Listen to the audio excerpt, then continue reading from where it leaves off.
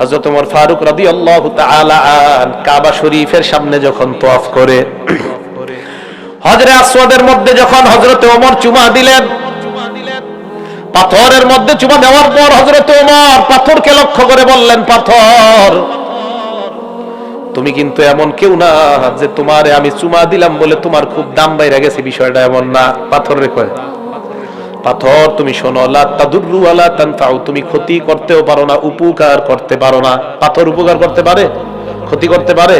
হযরতে ওমর চুমা দিয়ে বললেন, তুমি উপকার ক্ষতি করার কোনো ক্ষমতা তোমার নাই। জানোনি আমি কেন তোমাকে চুমা দিলাম? লাউলা আন্নী রাআইতু রাসূলুল্লাহি ইস্তাসলামাকা, আমি যদি দেখতাম যে আল্লাহর নবী তোমাকে চুমা দিছে, এটা যদি কোনোদিন না দেখতাম, আমি যদি কোনোদিন না দেখতাম নবী তোমারে চুমা দিছে, আমি তোমারে কোনোদিন চুমা দিতাম না। আল্লাহর নবীকে দেখছি এই পাথর চুমা দেয়, তাই আমি চুমা দিলাম। তবে মনে রাখবা, তুমি কিন্তু উপকার ক্ষতি করার কোনো ক্ষমতা রাখো না। এই জন্য মুসলমান মনে রাখবেন, হজরে আসওয়াদ চুমা দিতে গেলে ওই চুমা দেওয়ার সময় আপনার ভিতরে যেন এমন কোনো কিছু কাজ না করে, আরে এই পাথর মনে হয় আমার ক্ষতি করে, উপকার করে। না না, আল্লাহ নবী বলেন, ওই পাথর যখন চুমা দাও, ওই পাথর চুমা দেওয়ার পর সাওয়াদাতহু খাতায়া বনি আদম, পাথর ছিল সাদা, তোমরা চুমা দিতে দিতে তোমাদের গুনাহ ওই পাথর কালো বানায়া দেয়।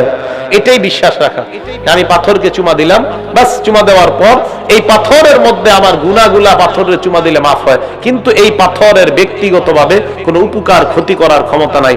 তো হযরত ওমর ফারুক এতটা সতর্ক ছিলেন, পাথরকে চুমা দিয়ে বলতেন, পাথর তোমার কিন্তু উপকার করার কোনো ক্ষমতা নাই, তোমার ক্ষতি করার কোনো ক্ষমতা নাই। মানে উনি টেনশনে পড়ে যেতেন যে মানুষ যেভাবে ভক্তি করে, আল্লাহ জানে কবে এটার প্রতি কি শুরু করে দেয়।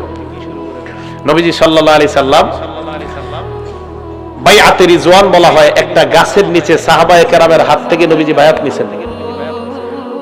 হুদাইবিয়ার সময় হযরত ওসমানের ব্যাপারে যখন সাহাবাদের কানে আসছে, ওসমানকে মক্কার কাফেররা বন্দী করে রাখছে, আল্লাহর নবী বললেন, ওসমান হত্যার বদলা না নিয়ে আমরা মদিনায় ফিরে যাব না, আমরা ওসমান হত্যার বদলা না নেওয়া পর্যন্ত আমরা মদিনায় কেউ যাব না।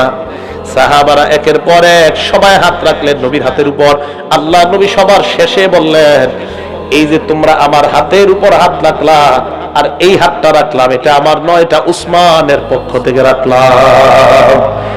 এইভাবে বায়াত হওয়ার পর সাহাবায়ে কেরাম, আল্লাহর নবী ইন্তেকালের পর ওই গাছটাকে বলা হয় বাইআতে রিজওয়ান নামক, যেই বাইআতটা হয়েছে ওই গাছের নিচে। এই গাছটাকে ইতিহাসের মধ্যে বলা হয়, গাছের নিচে যারা ছিল তাদেরকে বলা হয় আসহাবুশ শাজারা। এখন কি হয়েছে? ওমর ফারুক একদিন দেখলেন সাহাবারা যখন অথবা মুসলমানরা হজ করতে যায় আবার আসে, আসার সময় গাছের নিচে বড় ভক্তি সহকারে বসে, খুব ভক্তি গাছের নিচে। ওমর ফারুক কয়, তাড়াতাড়ি কুড়ালান, কুড়ালানো।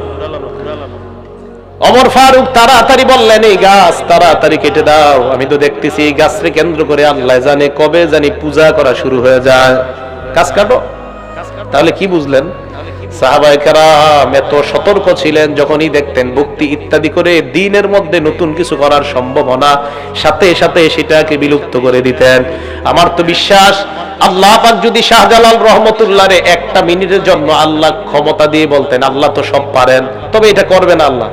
যদি আল্লাহ বলতেন, শাহজালাল 5টা মিনিটের জন্য সিলেট দরগাটা একটু দেখো, আবার শাহজালাল রহমতুল্লাহ বৃহস্পতিবারের রাত, যেদিন নাকি উল্টাপাল্টা নাচানাচি জমে যায়, ওই রাতে যদি আল্লাহ শাহজালাল রহমতুল্লাহকে বের করতেন, আর যদি উনি দেখতেন জুতা পিটা করে ওনার ভক্তদেরকে সবার আগে সেখান থেকে বের করতেন।